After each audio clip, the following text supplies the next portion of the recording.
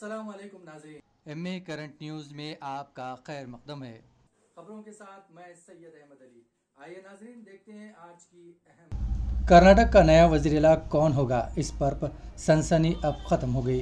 Congress party ने आज बाज़ाब्ता तौर पर ऐलान कर दिया है कि सिद्धरामैया कर्नाटक के वज़ीर आला होंगे, जबकि डी.के. शिव कुमार वाहिद नायब वज़ीर आला होंगे। कांग्रेस पार्टी के जनरल सेक्रेटरी के सी वेणुगोपाल और कर्नाटक कांग्रेस इंचार्ज ने आज एक मीडिया कॉन्फ्रेंस से खिताब करते हुए कहा कि कर्नाटक में कांग्रेस पार्टी की कामयाबी के लिए पार्टी की आला क़यादत के साथ साथ पार्टी के सभी कायदीन ने बहुत मेहनत की है।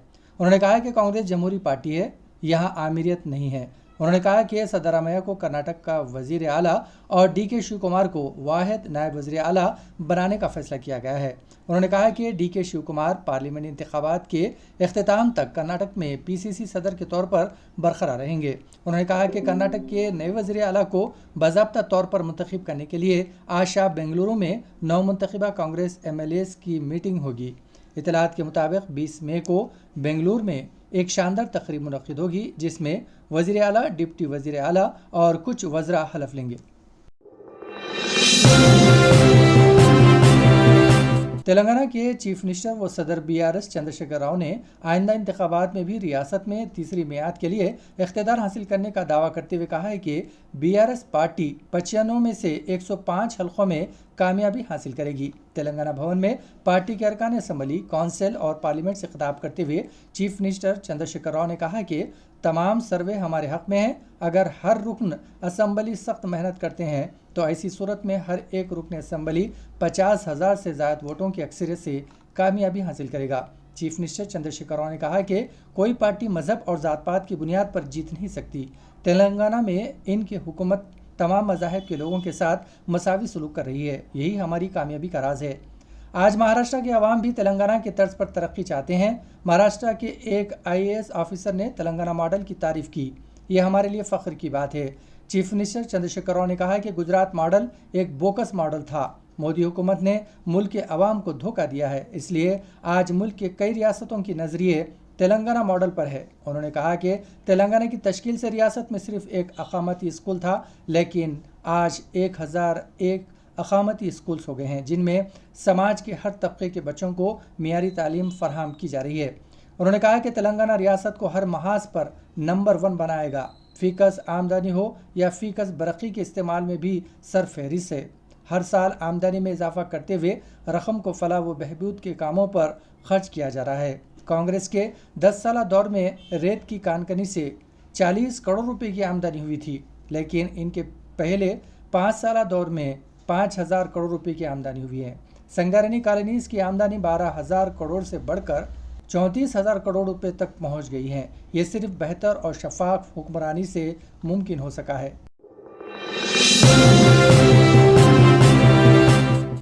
जंगली जानवर अक्सर खुराक की तलाश में जंगल से बाहर रिहायशी इलाकों में दाखिल होते हैं, जिसकी वजह से कभी कभार जानवर इनका शिकार बन जाते हैं तो कभी वो इंसानों पर हमला करते हैं। ऐसा ही एक वीडियो इन दिनों सोशल मीडिया पर तेजी से गश्त कर रहा है, जिसमें देखा जा सकता है कि एक तेंदुए ने कुत्ते का शिकार किया है। इस वीडियो में देखा जा सकता है कि रात के अंधेरे में एक तेंदुआ किस तरह हाईवे पर किस तरह पालतू से शिकार करते हुए वीडियो में कुछ ट्रक एक ट्रक लाइन में खड़े नजर आ रहे हैं, जिससे कुछ फासले पर एक शख्स चादर ओढ़े 4 पैर से सोता हुआ नजर आ रहा है। इस दौरान एक तेंदुआ चुपके से आता है और शीट के नीचे सोए हुए कुत्ते को मुंह में दबाकर ले जाता है। इस चौंका देने वाले तेंदुए का video IFS officer Praveen Kumar Siwan ने अपने ट्विटर हैंडल से सोशल मीडिया पर प्लेटफॉर्म पर शेयर किया है।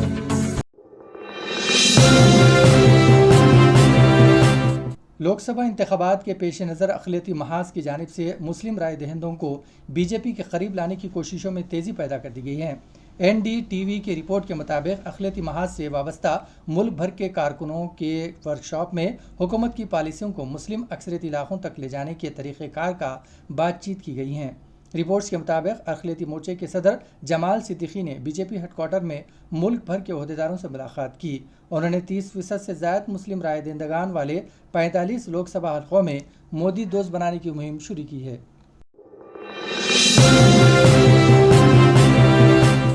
सदर कुली मजलिस सदर कुल हिंद मजलिस तामीर मिल्लत जनाब मोहम्मद ज़ियाउद्दीन नैयर ने सीनियर एडवोकेट व सेक्रेटरी मुस्लिम पर्सनल लॉ बोर्ड जनाब ज़फ़रयाब जिलानी के इंतकाल पर गहरे रंज व गम का इजहार करते हुए अरकान ख़ानदान से दिली हमदर्दी का इजहार किया और कहा कि ज़फ़रयाब जिलानी ने अपनी पूरी ज़िंदगी मिल्लत इस्लामी की खिदमत में गुजारी और वह मुतासिर कुन और तहरीक देने वाली शख्सियत के हामिल थे, जिनका सीनियर एडवोकेट की हैसियत से पेशे वाराना कैरियर कई साल पर मुहित है। इसके काम ने मुल्क इस्लामिया को मुतासर करके रख दिया था। उन्होंने कहा कि ज़फ़रयाब जिलानी ने बाबरी मस्जिद एक्शन कमेटी के कन्वीनर की हैसियत से राम जन्मभूमि केस में सुप्रीम कोर्ट में मुकदमा की पैरवी की थी और वो माजी में उत्तर प्रदेश के एडिशनल एडवोकेट जनरल रह चुके हैं। सदर तामीर मिल्लत ने कहा कि ज़फ़रयाब जिलानी सीनियर एडवोकेट होने की वजह से अपनी सलाहियत व ईमानदारी के सबब मुसलमानों से मुतालिक मसाइल की यकसुई में ख़ास दिलचस्पी के बायस वो all India Muslim personal law board के करीब होते हुए वो हिंदुस्तानी अवाम में बेहद मकबूल हो गए थे, जिनकी मौत से मिल्लत इस्लामिया अजीम शख्सियत से महरूम हो गई, जिसकी वजह से एक खला पैदा हो गया जिसका पुर होना नामुमकिन ही नहीं बल्कि मुश्किल है। अल्लाह ताला से दुआ है कि मरहूम गरीक़ रहमत और पसमंदगान व मुतालिकीन को सब्र जमील अता फरमाए।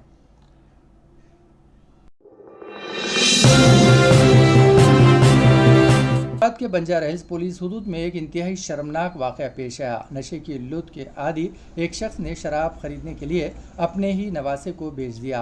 इतलात के मुताबिक शराब के नशे में धुत शख्स ने अपने ही पोते को शराब के एवज बेच डाला।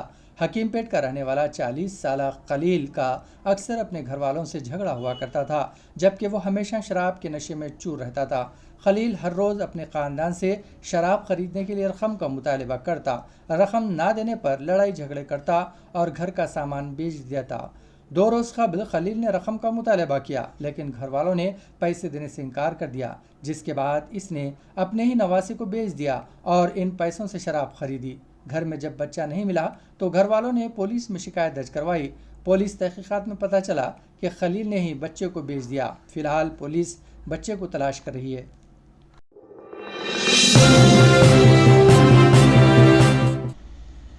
हैदराबाद पुलिस के मुताबिक एक नामालूम खातून का कटा हुआ सर आज मलकपेट में मूसा नदी के करीब फुटपाथ पर पाया गया। मुकामी अफराद व सफाई वर्कर्स ने जब इलाके में इंसान के कटे हुए सर को देखा तो फौरी तौर पर पुलिस को इसकी इत्तला दी। कटा हुआ सर मिलने के बाद इलाके में कशीदगी फैल गई। पुलिस हुकाम ने बताया कि इब्तदाई तौर पर यह सर किसी खातून का मालूम होता है, जिसकी उम्र 30 साल के आसपास हो सकती हैं। शुबा किया जा रहा है कि कत्ल के बाद किसी ने सर को यहाँ लाकर फेंक दिया। पुलिस ने मज़ीद बताया कि इस सिलसिले में तहकीकात जारी है और CCTV फुटेज की मदद से तलाश की जा रही है।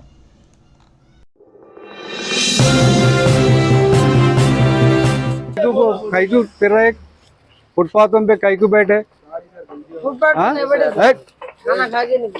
आवाज रातों में फुटपाथों पे काईकू बैठ रहे हाँ?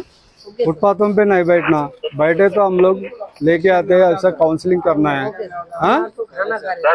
अंदर जाके घर पे जाके बैठ के पढ़ना, सो जाना। ये टाइम तक फिरे तो क्या क्या है, नहीं फिरना। वो घरों का सामने बैठना, बातें कर लेना, ये सब काई को काम नहीं करते, खाली आवारा फिरते रहते।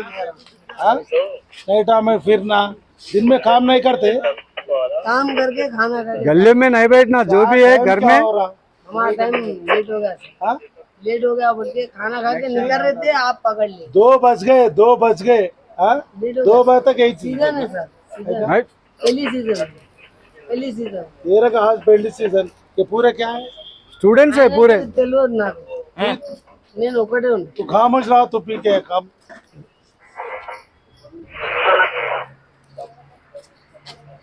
क्या आइंदा फिरते आइंदा नेक्स्ट टाइम घर का सामने बैठना नहीं, सीधा सीधा घरों में रहना, अंदर जैसे खाना घरों का सामने नहीं बैठना। ओके ओके सर, बैठो। अरे